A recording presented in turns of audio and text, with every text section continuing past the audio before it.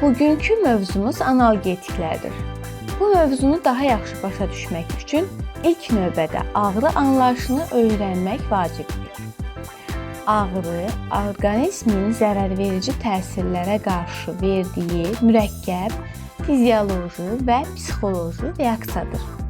O, adətən toxumaların zədələnməsi və ya zədələnmə təhlükəsi zamanı yaranır və xüsusi sinir ucları, nosiseptorlar vasitəsilə qəbul olunur. Bəs nosiseptorlar nədir? Nosiseptor ağrı reseptorudur. Yəni, dəriyə toxunanda, kəsik olanda, yanıqda ilk reaksiya verən strukturdur. Burada problem var. Siqnalını beyinə çatdırır. Nosiseptorlar əsasən dəridə, əzəllərdə, oynaqlarda, daxili orqanlarda yerləşir. Nosiseptorlar 3 əsas qıcıq qəbul edir. Birinci mexanik, yəni kəsik, zərbə, təzyiq. İkinci termik, yüksək temperatur, yanıq. Aşağı temperatur, soyuq. Kimyəvi, iltihab maddələri, zərərli kimyəvi maddələr. Nosiseptorların funksiyası zərəri erkən aşkar edir, orqanizmi qoruyur, ağrı refleksini yaradır. Yəni, ağrı əslində müdafiə mexanizmidir.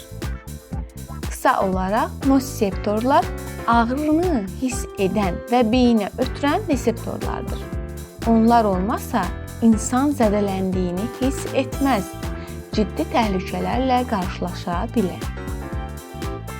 Ağrı hissi bədəndə periferik sinirlərdən başlayaraq onurğa beyni vasitəsilə beyinə ötürülür və burada şuurlu şəkildə dərk edilir. Yəni biz ağrını sadəcə hiss etmirik, eyni zamanda onu analiz edirik və ona uyğun reaksiya veririk. Bu baxımdan ağrı orqanizmin özünü qoruma mexanizmlərindən biri hesab olunur. Ağrının mənbəyi müxtəlif ola bilər. O, mexaniki zədələrdən, kəsik, zərbə, termiki təsirlərdən, biraz öncə dediyimiz kimi, kimyəvi maddələrdən və ya iltihabi proseslərdən qaynaqlana bilər. Bütün bu hallarda nosiseptorlar aktivləşir və ağrı siqnalı yaranır. Ağrı hissinin müsbət və ya mənfi olması isə situasiyadan asılıdır. Bir tərəfdən ağrı xoşagəlməz və narahat edici hissdir. Buna görə də mənfi qəbul olunur. Digər tərəfdən isə ağrı orqanizmi təhlükə barədə xəbərdar edir və zədələnmənin qarşısını almağa kömək edir. Bu baxımdan ağrı müsbət, yəni qoruyucu əhəmiyyətə malikdir. Beləliklə, ağrı həm mənfi hiss, həm də həyatı vacib müdafiə mexanizmi kimi qiymətləndirilir və analgetiklərin öyrənilməsi məhz bu hissin idarə olunması ilə bağlıdır. Ümumilikdə ağrı kəskin və xroniki olmaqla iki əsas qrupa bölünür. Kəskin ağrı qəfil başlayan və adətən qısa müddət davam edən ağrı növüdür. Bu ağrı orqanizmin zədələnməyə qarşı verdiyi xəbərdar edici və qoruyucu reaksiyasıdır. Kəskin ağrılar yaranma yerinə və xarakterinə görə bir neçə növə bölünür. Birinci səthi, yəni somatik kəskin ağrı. Bu ağrı dəri, dərialtı toxumalar və selikli qışalar zədələndikdə yaranır. Xüsusiyyəti odur ki, aydın lokalizasiya olunur, yəni dəqiq yerini bilinir. Xarakteri isə kəskin, deşici, yandırıcı, döyünən olur. Əlavə hallarda, yəni hiperalgeziya, ağrıya həddindən artıq həssaslıq deməkdir. Allodiniya, normalda ağrı verməyən təsirin ağrı yaratmasıdır. Bu tip ağrı ən çox kəsiklərdə, yanıqlarda, səthi zədələrdə müşahidə olunur. İkinci, dərin, yəni somatik kəskin ağrıdır. Bu ağrı əzəllər, bağlar, oynaqlar və sümüklər zədələndikdə yaranır. Xüsusiyyəti, lokalizasiya səthi ağrıya nisbətən daha zəifdir. Xarakteri küt, göynədici, dərin hiss olunandır. Bu tip ağrı daha yayılmış hiss olunur, xəstə tərəfindən dəqiq göstərilə bilmir. Üçüncü, visceral, yəni daxili orqan kəskin ağrıdır. Bu ağrı daxili orqanlar və ya onları örtən periton, qarın boşluğu qişası, plevra, ağciyər qişası patoloji prosesə qoşulduqda yaranır. Xüsusiyyəti lokalizasiya zəifdir, yayılmış və ya qeyri-müəyyən hiss olunur, bəzən başqa nahiyələrə də yayıla bilir, yəni reflektor ağrı. Xarakteri sıxıcı, spazmatik, sancı şəklində olur. Məsələn, buna mədə-bağırsaq ağrıları, böyrək sancısı, ürək ağrılarını göstərmək olar. Nəticə olaraq kəskin ağrılar 3 qrupa bölündü. Səthi ağrı, yəni dəqiq və kəskin hiss olunan, dərin ağrı, daha zəif və yayılmış olan, visceral ağrı isə daxili orqanlarla bağlı olub, qeyri-dəqiq hiss ediləndir. İkinci gəldik xroniki ağrılara. Xroniki ağrılar uzun müddət davam edən, adətən 3 aydan artıq sürən ağrıdır və artıq sadəcə simptom deyil, bəzən müstəqil xəstəlik kimi qəbul olunur. Xroniki ağrı öz növbəsində bir neçə növbə bölünür. Birinci gəldik noziseptiv ağrı, toxumaların zədələməsi nəticəsində yaranır. Bu zaman ağrı reseptorları, yəni noziseptorlar qıcıqlanır və ağrı impulsu periferik sinirlər vasitəsilə mərkəzi sinir sisteminə ötürülür. Bu tip ağrı əslində fizioloji, yəni normal qoruyucu ağrıdır və insan ömrü boyu onunla dəfələrlə qarşılaşır. Sonra gəldik neuropatik ağrı. Sinir sisteminin zədələnməsi və ya funksional pozğunluğu nəticəsində yaranır. Bu ağrı həm periferik, həm mərkəzi səviyyədə baş verə bilər. Məsələn, mərkəzi sinir sisteminə aid olan dağınıq skleroz, beyin insultu, spondilogen və posttravmatik mielopatiyalar mərkəzi neuropatik ağrıya daha çox səbəb olur. Bu tip ağrının xüsusiyyəti ondan ibarətdir ki, adi analgetiklər çox vaxt effekt vermir. Ağrının yaranmasında müxtəlif faktorlar mühüm rol oynayır. Bunlara travmalar, toxumaların zədələnməsi, iltihabi proseslər, işemiya, yəni qan dövranının pozulması, metabolik dəyişikliklər, degenerativ proseslər aiddir. Bütün bu hallarda yaranan impulslar periferik sinirlər vasitəsilə mərkəzi sinir sisteminə ötürərək ağrı hissini formalaşdırır. Bundan əlavə psixogen ağrı anlayışı da mövcuddur. Bu ağrı fiziki zədələnmə ilə deyil, daha çox emosional və psixoloji faktorlarla əlaqədar yaranır. Stres, güclü emosional gərginlik, isterik hallar və somatoforun pozğunluqlar zamanı insan real fiziki səbəb olmadan ağrı hiss edə bilər. Psixogen ağrı çox vaxt digər psixoloji xəstəliklərlə birlikdə müşahidə olunur və insan emosiyalarına, davranışına, gündəlik həyat keyfiyyətinə ciddi təsir göstərir.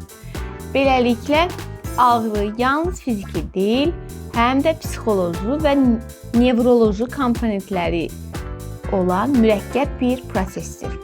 Onun düzgün qiymətləndirilməsi analgetiklərin seçilməsində böyük əhəmiyyət daşıyır. İndi isə ağrının aradan qaldırılması üçün istifadə olunan dərmanlar, yəni analgetiklər haqqında danışaq. Analgetiklər təsir xüsusiyyətlərinə görə iki əsas böyük qrupa bölünürlər. Mərkəzi təsiri üstünlük təşkil edən analgetiklər və periferik təsiri üstünlük təşkil edən analgetiklər. Bu bölgü onların ağrıya hansı səviyyədə təsir göstərməsinə əsaslanır. Bu qrup dərmanlar əsasən beyin və onurğa beyni səviyyəsində, yəni mərkəzi sinir sistemində təsir göstərir. Onlar ağrı impulslarının beyinə ötürülməsini zəiflədir və ağrının şüurlu şəkildə qavranmasını azaldır. Mərkəzi təsirli analgetiklər 3 qrupa bölünür. Birinci, narkotik, opioid analgetiklər. Bu dərmanlar ən güclü ağrıkəsici təsirə malikdir. Onların təsiri mərkəzi sinir sistemində yerləşən opioid reseptorlarla qarşılıqlı əlaqədə yaranır. Bu zaman ağrı impulslarının ötürülməsi tormozlanır və ağrı hissi zəifləyir. Bu qrupa morfin, kodein, fentanil kimi preparatlar daxildir. Lakin bu dərmanlar asıllıq yaratma riski daşıyır və ehtiyatla istifadə olunmalıdır. Biz opioid reseptorlar dedik. Bəs bunlar nədir? Bu reseptorlar mərkəzi və sinir sistemində yerləşən ağrı siqnallarını tənzimləyən xüsusi zülal quruluşlu reseptorlardır. Onlar həm dərman maddələri, həm də orqanizmdə təbii sintez olunan maddələrlə qarşılıqlı əlaqəyə girərək ağrı hissini azaldırırlar. Əsasən baş beyində, yəni ağrı mərkəzləri, onurğa beynin arxa buynuzlarında və periferik toxumalarda yerləşirlər. Onlar aktivləşəndə ağrı impulslarının ötürülməsi zəifləyir, sinir hüceyrələrində neyromediatorların ifrazı azalır, ağrı hissi azalır və ya yox olur. Yəni, reseptorlar ağrı siqnalını söndürən sistem kimi işləyirlər. Gəldik növbəti qeyri-narkotik mərkəzi təsirli analgetiklər. Bu dərmanlar da mərkəzi təsir göstərir, lakin opioid reseptorlarla əlaqəyə girmirlər. Onlar əsasən beyində ağrı mərkəzlərinə təsir edərək ağrını azaldır və çox vaxt qızdırma salıcı təsir də göstərirlər. Ən tipik nümayəndə parasetamoldur. Bu qrup asıllıq yaratmır və daha təhlükəsiz hesab olunur. Üçüncü, qarışıq təsirli analgetiklərdir. Bu dərmanlar həm opioid reseptorlarla qismən təsir edir, həm də digər mexanizmlərlə ağrını azaldırlar. Yəni, onların təsiri həm mərkəzi, həm də qismən periferik ola bilər. Məsələn, tramadol bu qrupa daxildir. Bu dərmanlar opioidlərin nisbətən daha zəif, lakin daha təhlükəsiz təsirə malikdirlər. İndi baxaq periferik təsiri üstünlük təşkil edən analgetiklərə. Bu qrup analgetiklər ağrının yarandığı toxuma səviyyəsində, yəni periferiyada təsir göstərir. Onlar əsasən iltihab zamanı yaranan prostaglandinlərin sintezini bloklayır və bununla da ağrını azaldır. Xüsusiyyətləri iltihab əleyhinə təsir göstərir, qızdırmanı salır, asıllıq yaratmır. Bunlara ibuprofen, diklofenak, aspirin, naproxen və s. göstərmək olar. Bu dərmanlar daha çox baş ağrısı, diş ağrısı, oynaq və əzələ ağrıları kimi hallarda istifadə olunur. İndi də analgetiklərin alınma mənbələrinə baxaq. Analgetiklər mənşəyinə görə 3 qrupa bölünür. Təbii analgetiklər, yəni yarım sintetik analgetiklər və sintetik analgetiklər. Təbii analgetiklər təbiətdən birbaşa əldə olunur. Ən məşhur nümunə xaxış bitkisindən alınan morfindir. İkinci yarım sintetik analgetiklərdir. Bu preparatlar təbii maddələrin kimyəvi dəyişdirilməsi yolu ilə əldə olunurlar. Yəni onların əsası təbiidir, lakin laboratoriyada dəyişdirilmişdir. Məsələn, kodein bu qrupa daxildir. Gəldik sintetik analgetiklərə. Bu dərmanlar tamamilə laboratoriya şəraitində sintez olunur və təbiətdə hazır formada mövcud deyil. Tramadol, fentanil, parasetamol və s.